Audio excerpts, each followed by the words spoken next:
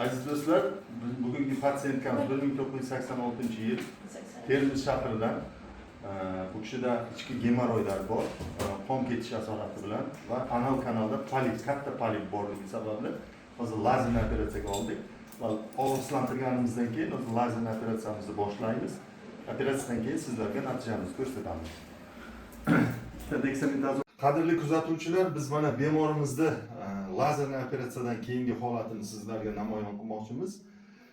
Bu opamiz, bemorimiz ichki gemoroylardan, ya'ni 4-bosqichli gemoroy va ko'p davriy qon ketishlar bilan bezovta bo'lib kelgan. Ko'p qon yo'qotganligi sababli post gemorragicheskiy anemiya 4-darajali tashxisi bilan biz yotqizdik. Lazerli operatsiyamizni qildik. Barcha gemoroy tugunlarini biz lazer bilan og'riqsiz bartaraf qilib berdik. Bemorimiz mana bemalol bugun uydan keldi. Perevazkasini qilib berdik. Endi bemalol uyga ketishi mumkin.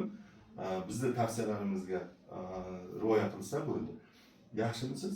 Yaxshiman. Siz shuncha paytdan beri qiynalib yurgansiz. Qancha vaqtdan beri qiynaldingiz? Почти 2 yildan. 2 yillardan beri. Sizga yoqdimi operatsiyamiz? Lazerli operatsiya yaxshi ekanmi?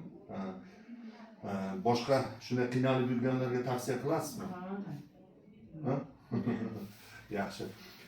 Aziz kuzatuvchilar, bizni kuzatishda davom etinglar. Agar kim proktologik muammolardan qiynalib yurgan bo'lsa yoki varikoz kasalligidan qiynalib yurgan bo'lsa, og'riqsiz, tig'siz lazer yordamida operatsiya qildirish uchun bizga kelib murojaat qilishi mumkin. Biz albatta sizga sifatli 100% kafolat bilan davolab beramiz.